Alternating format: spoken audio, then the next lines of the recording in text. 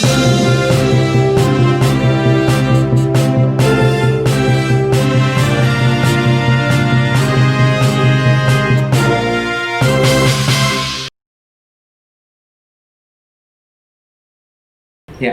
Assalamualaikum warahmatullahi wabarakatuh. Salam sejahtera untuk kita semuanya. Yang terhormat Bapak Dr. Anda Suharjo selaku Kepala Museum Benteng Frederberg Yogyakarta, Bapak Baharudin M. Hum selaku narasumber pada kesempatan pagi hari ini, dan seluruh sahabat museum yang hadir dan menyaksikan acara live kita pada kesempatan pagi hari ini. Bagi sahabat museum, saya akan menyapa terlebih dahulu. Salam sahabat museum, museum di hatiku. Ya, terima kasih. Dan terima kasih kebersamaan sahabat museum sekalian. Pada kesempatan pagi hari ini, kita akan menyelenggarakan bincang publik secara live IG dengan tema Pagebluk Sampar di Jawa dan munculnya ideologi baru dalam nasionalisme Indonesia. Yang pada kesempatan pagi hari ini telah hadir beliau Bapak Dr. Anda Suharjo selaku Kepala Museum Benteng Frederberg dan juga Bapak Baharudin M. Hum selaku narasumber. Nah, mari kita mulai acara pada kesempatan pagi hari ini, dan dibuka dengan berdoa sendiri-sendiri dipersilahkan, dan kemudian akan kita dengarkan untayan kalimat sambutan dari Bapak Dr. Anda Suharjo selaku Kepala Museum Benteng Frederberg. Dipersilahkan. Terima kasih. Assalamualaikum warahmatullahi wabarakatuh. Salam sejahtera untuk kita semua, sahabat museum dari seluruh Indonesia, dari Sabang sampai Merauke. Selamat bertemu kembali dengan kegiatan bincang publik Museum Benteng Frederberg Yogyakarta. Sudah kangen ya dengan Museum Benteng Frederberg. Nah, pada pagi hari ini kita akan berbincang-bincang terkait dengan kondisi yang saat ini. Kita flashback ke belakang bahwa dulu ada yang namanya Pagebluk Sampar di Pulau Jawa. Nah, telah hadir narasumber kita Bapak Baharudin M. Hum, dosen FIB UGM. Terima kasih Pak Bahar, juga Pak Wahyudi selaku Presiden Aksinya DIY ya Pak Wahyudi. Dan kami salam untuk teman-teman sahabat museum dari seluruh Indonesia.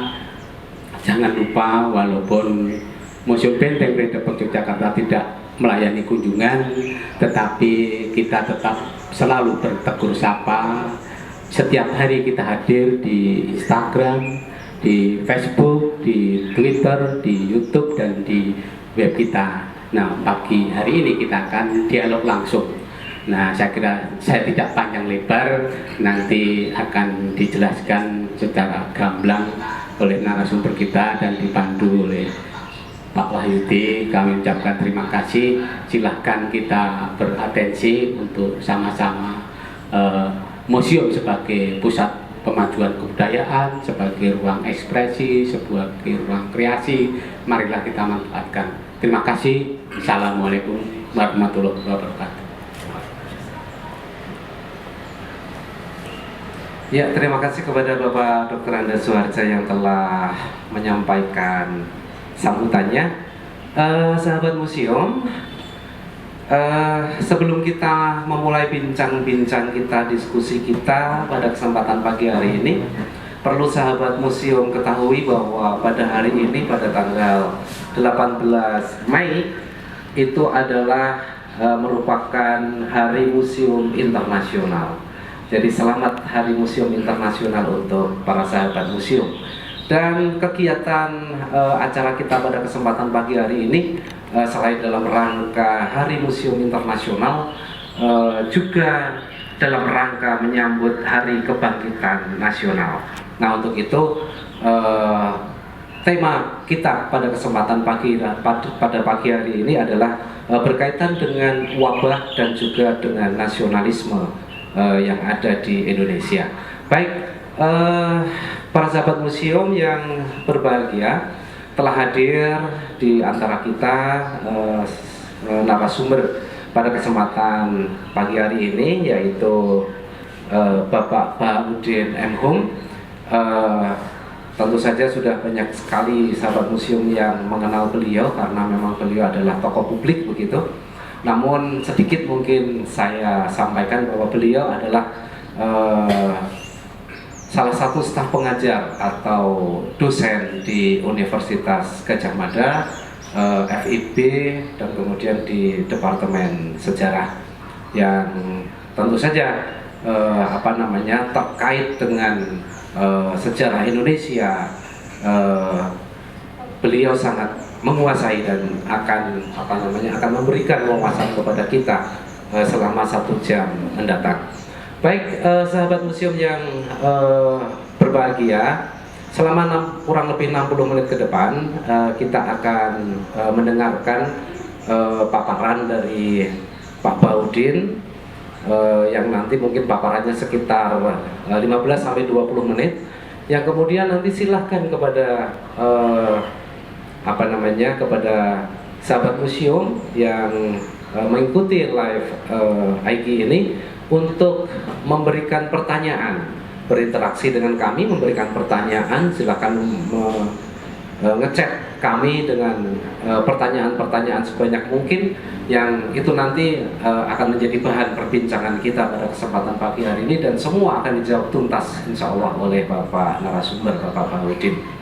Dan kemudian sudah banyak ini yang bergabung di event ini atau di acara ini. Ada Darsono Redi, kemudian Agung Nuk, nah, kemudian baru saja bergabung ini juga Ibu Evi Suryanti, banyak juga Ibu Evi Novita, Widi, Dipta, Hima, dan lain sebagainya. Nah, banyak selamat bergabung dan pantengin selama kurang lebih 60 menit ke depan. Nah, baik, sebagai pengantar sahabat museum, bahwa di tengah pandemi COVID-19 saat ini yang melanda hampir di seluruh wilayah Indonesia dan bahkan global, ternyata pandemi ataupun bisa dibilang wabah atau bisa dalam istilah Jawanya itu pagebluk, itu pernah terjadi juga di Indonesia pada masa pemerintahan Hindia Belanda, ketika Indonesia pada saat itu masih dijajah oleh Belanda. Nah, ada berbagai macam wabah yang melanda Hindia Belanda pada waktu itu. Ada influenza, kemudian ada pes, kemudian ada Spanish influenza, ya Bapak Udin, ya, Spanish influenza, dan lain sebagainya.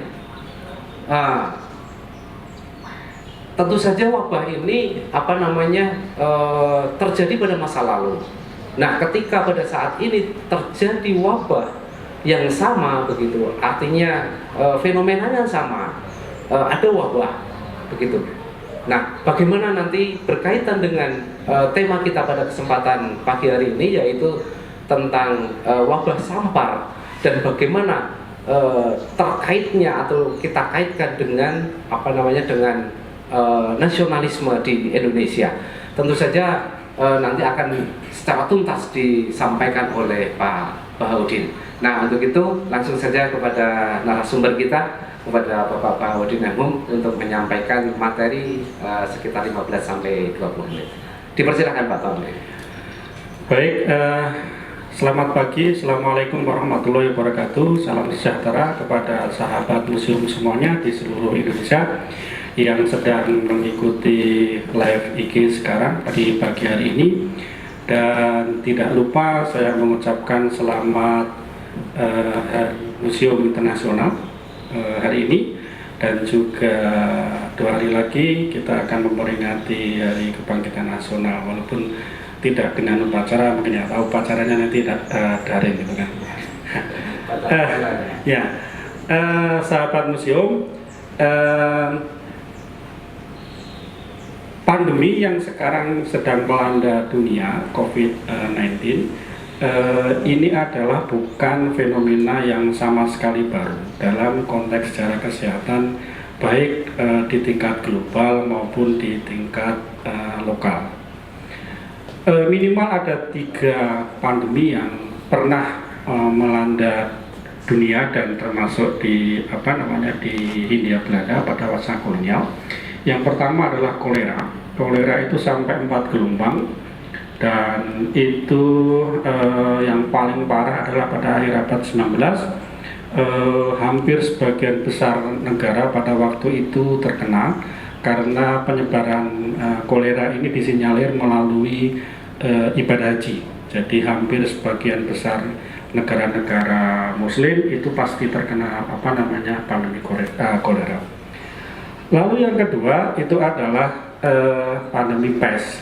Nah, ini juga sebenarnya hampir sebagian besar pandemi itu berasal dari luar ya, seperti COVID ini. Jadi pes juga disinyalir berasal dari luar. Nanti kita akan bahas khusus mengenai ini. Dan yang ketiga itu adalah tadi sudah disinggung oleh Pak moderator, itu adalah Spanish flu atau flu Spanyol.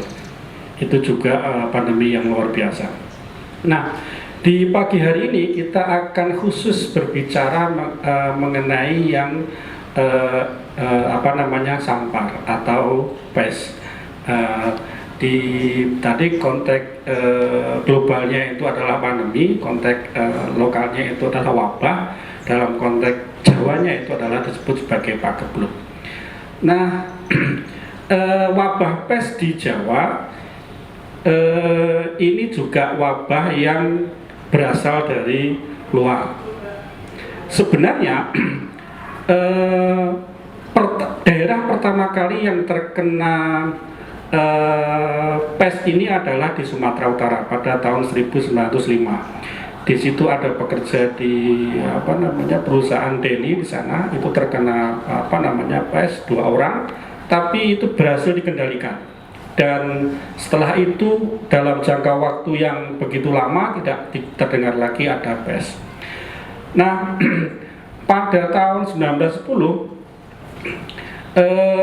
di Jawa itu terjadi kegagalan panen, banyak banjir gitu, sehingga menyebabkan stok pangan menjadi kurang. Nah, oleh karena itulah maka pemerintah kolonial Hindia Belanda memutuskan untuk mengimpor beras, dan pada waktu itu diputuskan mengimpor beras dari Burma atau sekarang kita dikenalnya adalah Myanmar.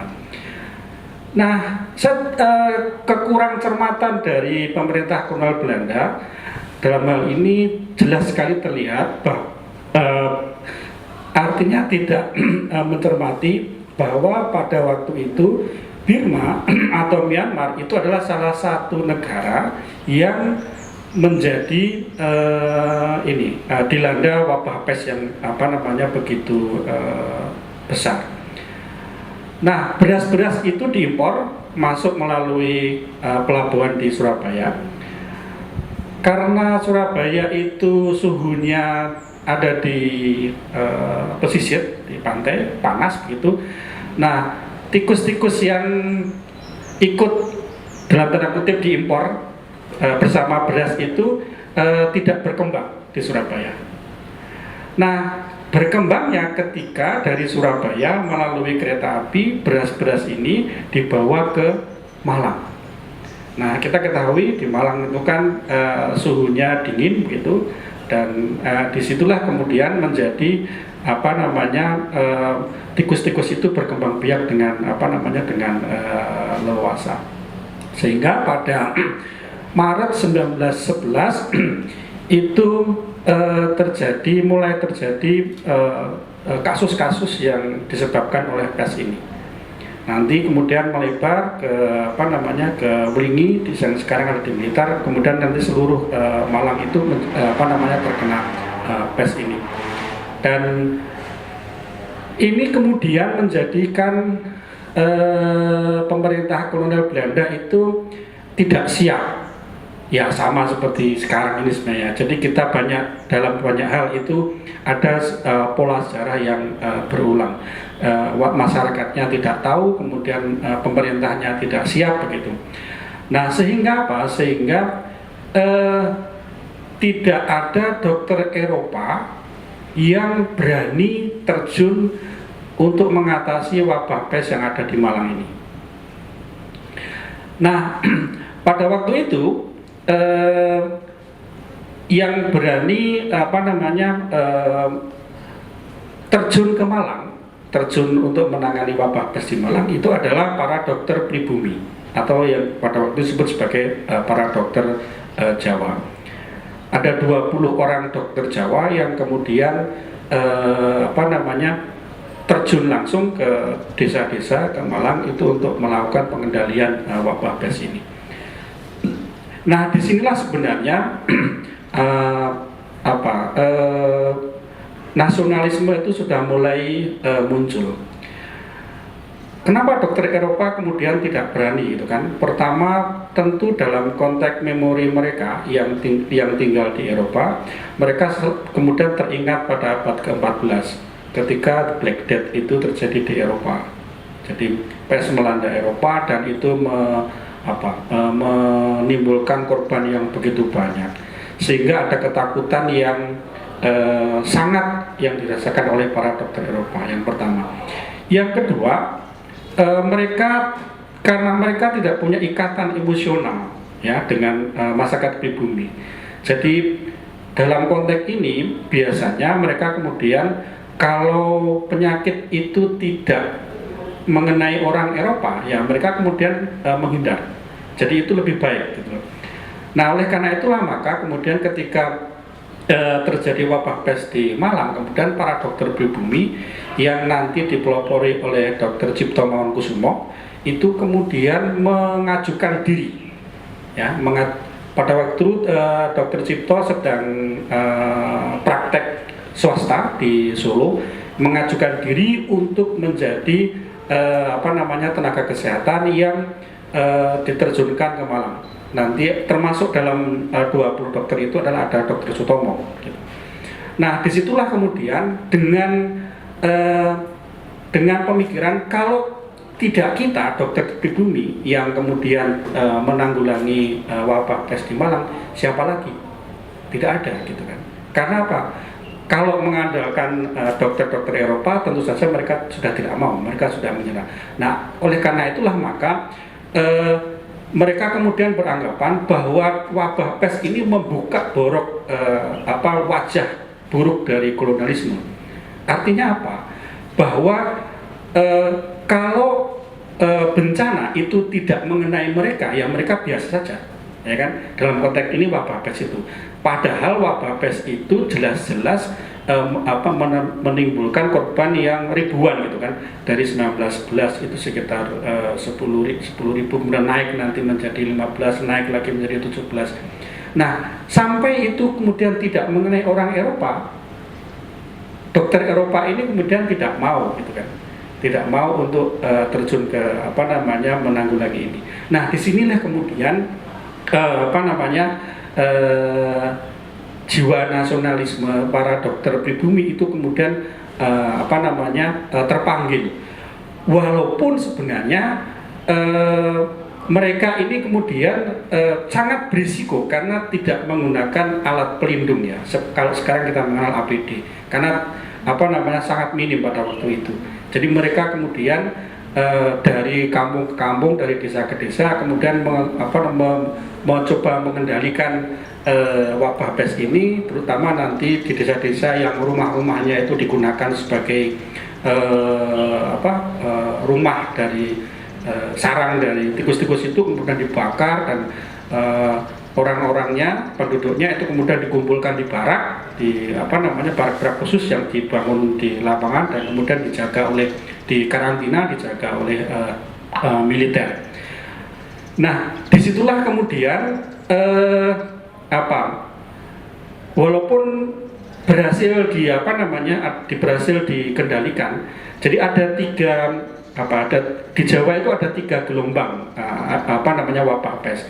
Tadi yang gelombang pertama 1911 sampai 1916 itu terjadi di Malang, kemudian menyebar nanti ke akhirnya setelah tidak berhasil kalau sekarang istilahnya lockdown ya.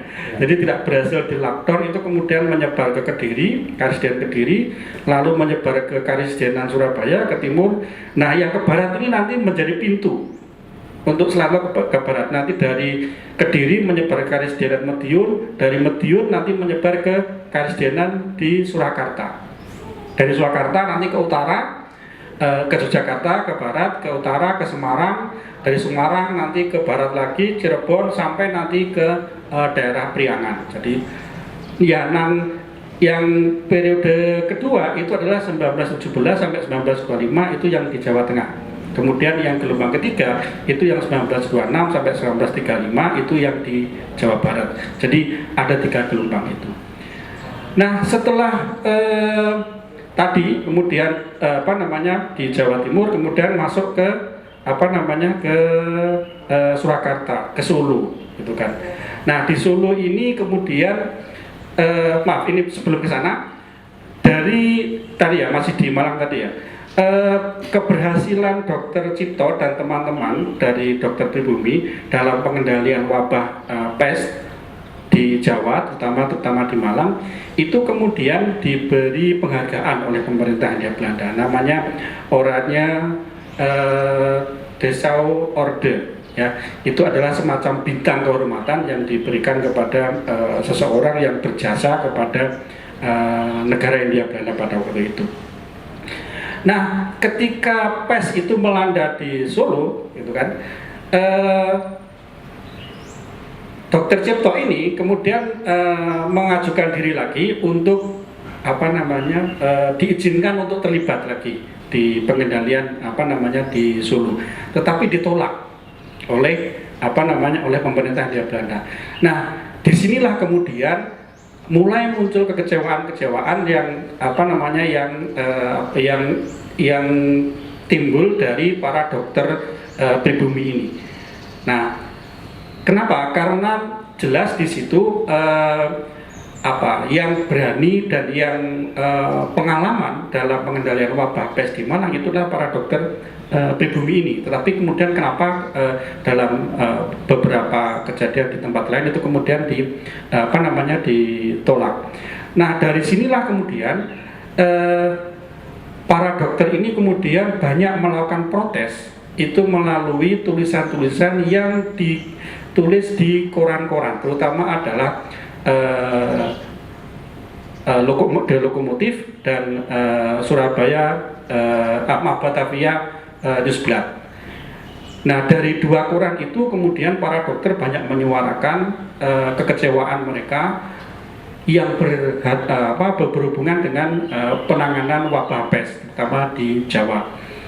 Nah, kemudian nanti sebenarnya di sini kemudian ini adalah cara baru yang kita sebut sebagai ideologi baru dalam nasionalisme, karena menggunakan pers itu sebagai corong atau sebagai media untuk melakukan kritik terhadap kebijakan-kebijakan pemerintah kolonial Belanda. Dalam ini adalah kebijakan kesehatan pemerintah kolonial Hindia Belanda. Nah, dari sini kemudian ketika Dr. Cipto nanti ketemu Douwe Dekker, ketemu nanti dengan bisa saja. Jadi, tapi mungkin tidak seperti wabah pes yang memang pada waktu itu kan jelas frontnya itu adalah pemerintah kolonial. Mungkin nanti di wabah corona ini akan sebenarnya sudah banyak disinggung ya orang ya, itu yang disebut sebagai kehidupan yang new normal itu, jadi normal baru.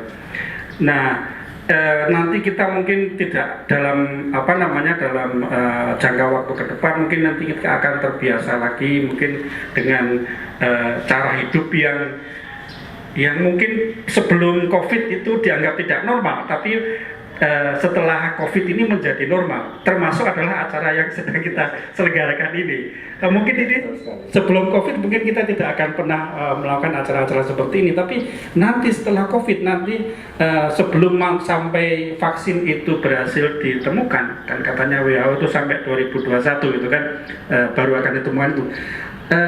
Nanti kita akan terbiasa seperti ini. Jadi banyak lembaga, banyak institusi yang kemudian akan berubah. Termasuk adalah yang paling berubah adalah pariwisata tentu saja ya. Itu yang paling harus menyesuaikan dengan kondisi. Dan saya tadi sudah berbincang dengan Pak Suharjo, termasuk nanti bagaimana orang tetap bisa berkunjung museum, tapi tidak secara fisik gitu kan, tapi secara virtual. Nah, itu adalah saya pikir adalah ideologi baru yang muncul nanti setelah atau pasca COVID-19. Kira-kira begitu Pak Wahyudi. Oke, terima kasih Bapak. Jadi memang bisa kemungkinannya juga tetap bisa ya, adanya muncul sebuah ideologi karena juga sekarang pun kita dibiasakan untuk melakukan hal-hal yang tidak biasa ketika pada saat itu.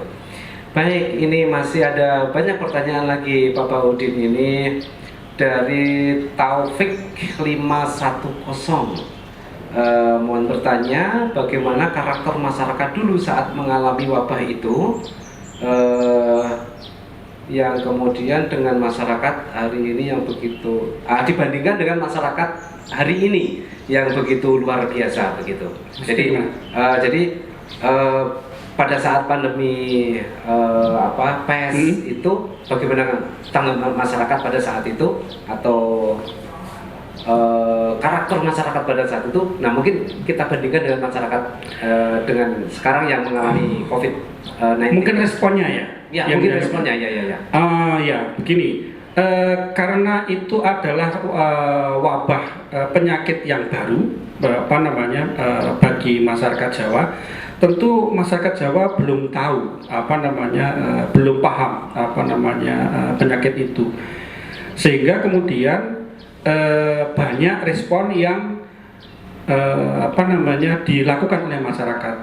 Nah, mereka kemudian lebih banyak sebenarnya pergi ke dukun untuk pengobatannya gitu kan, atau pergi dan ritual-ritual lain sebagai respon kultural dari masyarakat itu gitu kan.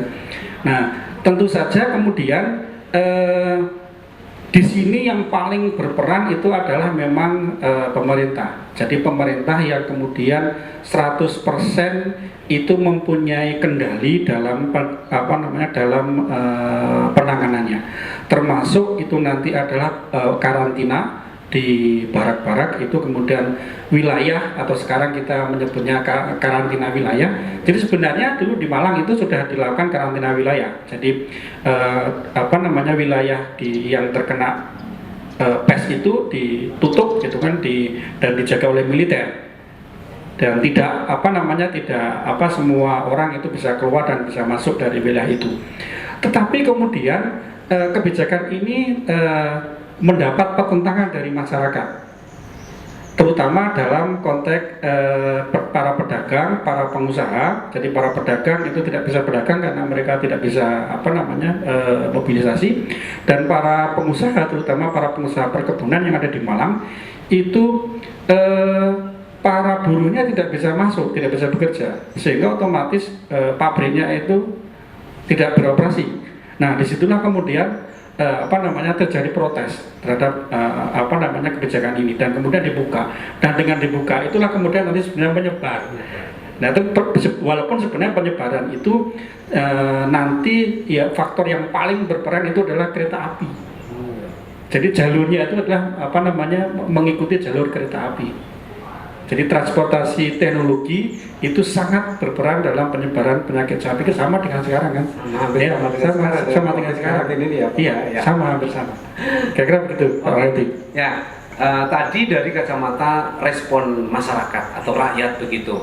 Nah, ini banyak sekali yang mempertanyakan bagaimana penanganan wabah sampar itu oleh pemerintah Hindia Belanda, ataupun juga pemerintah. Nah, ini banyak dari Yang pertanyaan senada itu dari Sabrina Rahel, kemudian dari ABD Fatah tadi lagi juga, dari Gary Breeder. Jadi mungkin ada semacam perbandingan dikomparasikan bagaimana sikap pemerintah pada saat itu, baik pemerintah Hindia Belanda ataupun pemerintah lokal bentukan pemerintah Hindia Belanda, dengan kemudian pada masa saat ini ketika pemerintah menghadapi COVID-19, apakah ada hal yang kita bisa belajar dari sejarah penanganan pemerintah pada saat itu? Monggo Pak. Ya, sebenarnya dalam konteks pandemi yang global itu tidak ada pemerintah yang siap, ya, sama seperti sekarang. Bahkan negara maju setingkat Eropa dan setingkat Amerika, model sama ambiar semua kan? Iya betul, ambiar. Tidak ada yang siap. Kenapa? Karena kasusnya bersamaan di setiap negara. Kalau konteksnya epidemi, itu bisa meminta bantuan, ya, karena epidemi itu kan lokal. Ya, misalnya dalam di Indonesia saja. Nah itu masih bisa minta bantuan alat, masih minta bantuan obat dari negara-negara lain. Tetapi dalam konteks pandemi yang di semua negara sedang mengalami, mereka pasti berpikir untuk negaranya sendiri. Jadi pasti berpikir, ini mementingkan negaranya sendiri. Gitu. Bagaimana APD-nya, bagaimana fasilitasnya, bagaimana obatnya, gitu kan. Apalagi pada waktu itu sama seperti sekarang ini, belum ada vaksinnya. Jadi wabah pes itu di Jawa pada saat itu baru ditemukan vaksin keringnya itu tahun 35. Jadi 25 tahun Pak. 25 ya. Tahun. Kita tidak berharap untuk COVID itu ya. Tapi itu menunjukkan bahwa selama 25 tahun di Jawa itu terjadi yang disebut sebagai pagebluk. Orang membayangkan atau yang terjadi adalah loro esok sore mati, sore loro esok mati. Dan itu setiap hari itu di satu kampung itu sekitar di Malang juga terjadi mungkin sekitar 10 orang yang meninggal. Itu setiap hari ya, bisa dibayangkan. Nah, oleh karena itulah maka sama seperti yang terjadi dalam konteks wabah pes itu MGD, BGD ya, Berkelik Geneskundersdienst atau Dinas Kesehatan Militer pada waktu itu juga tidak siap Pak. Dan terkesan memang agak meremehkan. Karena memang ini adalah penyakit baru yang mereka belum punya pengalaman untuk menanganinya. Kalau malaria abad 19 itu sudah ada, kolera tadi saya sebutkan abad 19 sudah terjadi, mereka punya pengalaman. Ini sama Pak, ini adalah penyakit baru yang bagaimana penanganannya mereka belum tahu, karakteristiknya mereka belum tahu, apalagi vaksinnya mereka belum tahu. Sehingga kemudian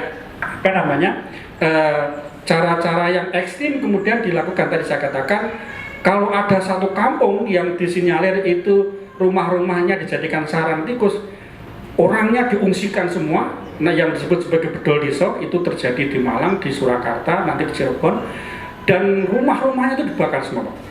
Mau tidak mau seperti itu. Dan itu kemudian yang menanganinya itu kemudian tidak bisa lagi dengan orang-orang dari dinas kesehatan, tapi orang-orang militer yang dikerahkan. Jadi sudah ada semacam ekstrim ya, jadi sudah ekstrim. Nah, kira-kira seperti itu Pak Weti. Ya, jadi sudah seperti di Cina atau di Korea ya atau di Italia yang mereka menurunkan militer ya, untuk menghadapi COVID-19 ini. Betul. Oke, terima kasih sekali Pak Bah. Ya. Nah, terkait dengan tadi Pak Bah menyebut pagebluk begitu ya. Menyebut pagebluk. Nah, ini ada pertanyaan juga ini dari Ibu mungkin Ibu ini gambarnya ini. Evi Suryanti 74. Nah, ketika wabah sampar itu terjadi, itu dikenal dengan pagebluk sampar dan penanganannya juga dengan cara seperti apa? Ini penanganannya dengan cara seperti apa mungkin? Nah, kemudian dengan COVID-19 yang terjadi pada saat ini yang juga berasal dari luar negeri, bisakah juga disebut dengan pagebluk era modern begitu? bisa saja pagebluk itu kan nama lain dari wabah sebenarnya. Sebenarnya apa? Iya, sama saja. Itu sebenarnya hanya istilah saja. Jadi pagebluk itu adalah pemahaman orang Jawa terhadap tadi wabah tadi. Saya pikir begitu, Pak. Oke, terima kasih. Masih banyak lagi ini Bapak ini, dan luar biasa ini karena memang timingnya tepat ini, timingnya tepat. Nah, kemudian ini ada pertanyaan dari Sabrina Arasel lagi. Tadi sudah ya? Sudah saya bacakan tadi Sabrina Arasel tadi. Yang lain lagi. Nah, ini dari Tumikoni. Kalau dikaitkan dengan ekonomi, bagaimana kondisi perekonomian dunia pada saat terjadi wabah zaman dahulu, kolera, pes dan sebagainya, dan bagaimana mengatasi penanganan wabah dan perekonomiannya tersebut. Jadi mungkin terkait dengan perekonomian global gitu. Iya, tadi sudah saya katakan bahwa saya contohkan yang tadi mikro di di Malang tadi ya. Ini gambaran gambaran yang nanti untuk bisa menjelaskan secara keseluruhan mikroskopiknya. Jadi ketika dilakukan pengendalian berupa karantina wilayah, itu kemudian yang menjerit itu adalah orang-orang yang bergerak di bidang ekonomi, karena mereka tidak bisa beraktivitas, ya, para pedagang, para pengusaha, para pekebun yang mempunyai pabrik, yang mempunyai toko di sana, itu kemudian melakukan protes karena mereka kemudian tidak bisa beraktivitas. Nah, di sini kemudian sama seperti sekarang, kan? Sekarang ini kemudian kan orang mengatakan sekarang ini ada dua mazhab sebenarnya yang sedang berlaku, mazhab kesehatan atau mazhab ekonomi. Nah, tergantung pemerintah sebenarnya mau mendahulukan yang mana. Kalau berpegang pada mazhab kesehatan, maka seperti yang dilakukan oleh Italia, seperti Cina, seperti yang lain-lain yang melakukan lockdown itu adalah mereka menganut mazhab kesehatan. Artinya sebuah wilayah itu betul-betul di karantina dan meniadakan aktivitas ekonomi, ya, meniadakan aktivitas ekonomi. Nah, tapi kalau megang atau mengendalikan menggunakan mazhab ekonomi, ya kemudian seperti mungkin seperti beberapa negara yang kemudian tidak melakukan lockdown, tapi tetap mengendalikan protokol kesehatan yang sangat ketat. Jadi ada dua itu, Pak. Tinggal strategi mana yang paling pas yang disesuaikan dengan kondisi masing-masing negara. Begitu, Pak Wahyudi. Oke, terima kasih. Nah, jadi ini satu wawasan baru bagi saya ini dari mazhab ekonomi dan itu. Oke, Bapak, ini yang tergres, ini pertanyaan yang tergres terbaru dari Herisa 007. Herisa 007 ini mengajukan pertanyaan seperti ini. Pagebluk tersebut bagaimana dampaknya dalam kehidupan sosial dan budaya masyarakat pada saat itu, terutama kehidupan budayanya. Jadi mungkin pada saat itu berkembang budayanya bagaimana, dan kemudian ini berdampak pada sangat berdampak karena hampir tidak ada aktivitas lain selain bagaimana menangani wabah itu. Bahkan saya tadi mengatakan kalau disinyalir di desa-desa itu sebagian besar itu rumah-rumahnya itu digunakan sebagai setelah disurvei, setelah diteliti itu digunakan sebagai sarang dari tikus yang membawa pes itu. Kemudian tadi, jadi kalau dalam konteks Jawa itu bedol deso. Jadi itu semua warga di desa itu diungsikan dan desa itu dibakar rumahnya untuk untuk membunuh tikus itu. Jadi dari situ kemudian ya kita bisa simpulkan bahwa tidak ada lagi aktivitas-aktivitas lain baik sosial maupun budaya yang bisa dilakukan pada periode-periode yang kritis itu selain tindakan-tindakan atau kebijakan-kebijakan yang mendukung penanganan dari wabah itu. Karena memang ini sudah sudah dikendalikan oleh pemerintah Hindia Belanda pada waktu itu. Begitu Pak Wahidi. Oke, terima kasih Pak Baha. Jadi seperti itu menciptakan sebuah budaya baru di dalam masyarakat. Ya. Menciptakan sebuah budaya baru di dalam masyarakat yang itu memang tidak berlaku sebelumnya gitu ya. Mungkin ya sama dengan seperti sekarang ini yang budaya salaman kemudian menjadi hilang dan lain sebagainya dan seterusnya. Nah, ini ada pertanyaan lagi dari FXS_Wahyu. Bagaimana bentuk kerjasama antara kaum pribumi dengan pemerintah kolonial Belanda dalam menangani wabah pes? Begitu. Silakan Pak. Iya. Setelah kejadian di Malang, kemudian yang mengendalikan itu adalah Dinas Kesehatan Rakyat yang itu dikepalai oleh De Vogel, namanya Dr. De Vogel. Nah, Dr. De Vogel inilah yang kemudian mengendalikan dan bekerja sama dengan dokter-dokter pribumi pada waktu itu untuk melakukan tadi berbagai kebijakan yang tujuannya baik pemberantasan vektornya berupa tikus maupun juga kemudian pengobatan orang-orang yang terkena penyakit itu. Jadi di sini kemudian setelah awalnya para dokter Eropa itu kemudian tidak mau menangani di Malang, itu kemudian setelah tahu bahwa itu adalah epidemi pes, epidemi sampar, itu kemudian mereka banyak yang bekerja sama dengan para dokter pribumi, dan nanti secara khusus adalah yang ada di, kalau sekarang istilah kita garda terdepan gitu ya. Itu sebenarnya adalah orang pribumi yang disebut sebagai mantri pes. Oh ya. Jadi pada masa kolonial itu ada pribumi yang dididik secara khusus sesuai dengan penyakit yang ditangani. Jadi kalau malaria itu ada mantri malaria. Kemudian kalau pes itu juga ada mantri pes. Nah, orang-orang inilah yang kemudian nanti secara luar biasa itu terjun langsung di desa-desa dan membantu para dokter itu. Jadi yang langsung terjun ke desa nanti melakukan karantina, melakukan evakuasi dari desa-desa yang banyak pes itu, kemudian mantri-mantri pes ini, yang itu orang pribumi semua. Begitu Pak. Itu sebuah kolaborasi kerjasamanya ya. Iya. Pada saat itu pemerintah Hindia Belanda juga memberdayakan dalam tanda petik masyarakat begitu.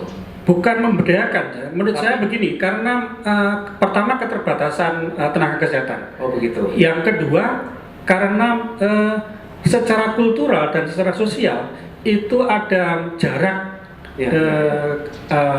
dengan orang-orang Eropa tadi. Dan oleh karena itulah maka kemudian tidak ada jalan lain kecuali kemudian menggunakan orang-orang pribumi itu untuk melakukan pendekatan-pendekatan kepada orang-orang pribumi. Itu yang terjadi. Saya pikir. Oke, terima kasih Bapak. Oke, selamat bergabung kepada sahabat museum dan terus bertambah ini yang ikut menyimak dan bergabung, dan kemudian juga pertanyaan-pertanyaan juga masih mengalir terus, sementara waktu hanya tinggal sebentar lagi. Mungkin 1-2 pertanyaan lagi Bapak ya. Ini dari BV_Indahyanti. Nah, ini menanyakan tentang APD. Apakah tadi sih sebenarnya sudah dijelaskan oleh Pak Baha bahwa memang dulu tidak dikenal adanya APD atau bagaimana, tetapi ini ada semacam foto atau arsiparisnya enggak ya untuk bentuk APD era zaman kolonial Belanda di Indonesia pada saat itu?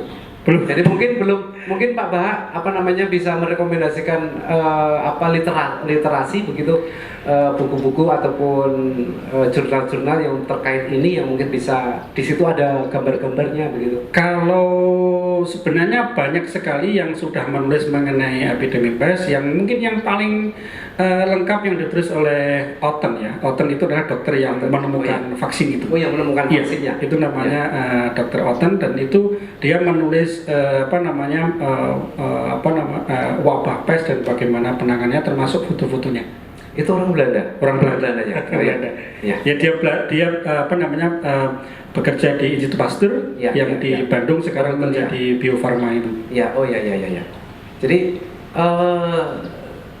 saya pernah membaca artikel Bapak, bahwa pada saat itu memang kemudian banyak dokter-dokter dari Hindia Belanda itu ketakutan kan, Ya, betul. ketakutan, dan kemudian karena mungkin juga selain ketakutan, kemudian tidak ada hubungan emosional Ya. gitu, yang sehingga biarlah kalau yang mati Ya. pribumi itu udah biarin aja begitu. Ya, tahun 1914 ketika trio tadi, jadi Dr. Cipto, Daus Dekker, dan Suwarti Swaringrat itu dibuang ke Belanda. Nah, di sana Dr. Cipto itu berbicara kepada sebuah forum. Dia mengatakan bagaimana ketidakpedulian dokter Eropa itu terhadap orang-orang pribumi yang menderita penyakit pes pada saat itu. Jadi kalau ada orang yang terkena pes itu keluarganya tidak mau menerima. Dan mereka kemudian banyak yang tergeletak di jalan, kemudian sampai memenuhi ajalnya di jalan-jalan. Begitu ya. Sampai seperti itu. Itu tulisan dari Dr. Cipto. Ya. Oke, saya kira cukup ini Bapak. Ini waktunya karena kita dibatasi waktu, sahabat museum. Mohon maaf sekali karena kita dibatasi oleh waktu, meskipun masih banyak request, pertanyaan dari sahabat museum yang luar biasa, namun tidak bisa terjawab pada kesempatan pagi hari ini, dan kami mohon maaf yang sebesar-besarnya, dan terima kasih sekali atas partisipasi dari sahabat museum semua. Dan sekali lagi kami ingatkan bahwa nanti akan ada 10 partisipan yang akan mendapat gift ataupun door prize dari Museum Benteng Frederiksberg. Ya, saya kira kami mohon closing statement dari Bapak Baharudin.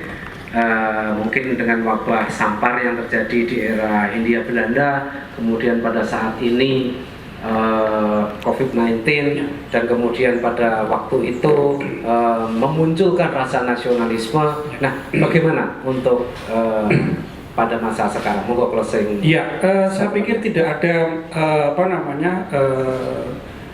sikap atau tidak ada perilaku yang bisa mempercepat pengendalian COVID-19 kecuali gotong royong. Yang itu adalah modal sosial yang kita punyai. Apa itu gotong royong? Bagaimana kita mematuhi semua aturan yang dihimbau oleh pemerintah, ya. Itu sudah, saya pikir sekarang kita tidak ada lagi informasi yang tersisa dari COVID-19 itu, semuanya sudah ada. Dan juga gotong royong dalam konteks ekonomi. Jadi saya pikir karena ini dampaknya COVID-19 itu dampaknya ke ekonomi adalah luar biasa. Jadi banyak orang, banyak teman-teman kita yang kemudian terdampak. Nah, itu juga harus kita harus kita peduli. Jadi kepedulian kita terhadap mereka.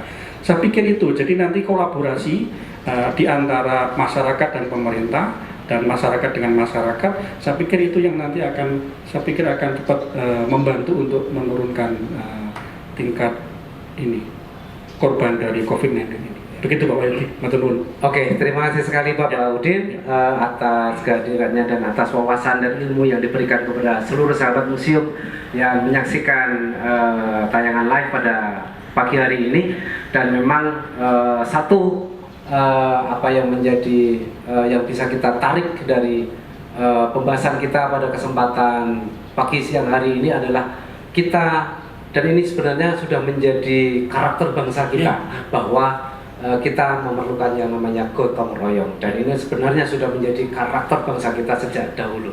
Baik, terima kasih kepada sahabat museum, dan kita akhiri sesi kita pada kesempatan pagi hari ini, dan selamat berjumpa lagi dalam event yang sama di waktu yang akan datang. Salam sahabat museum, museum di hatiku.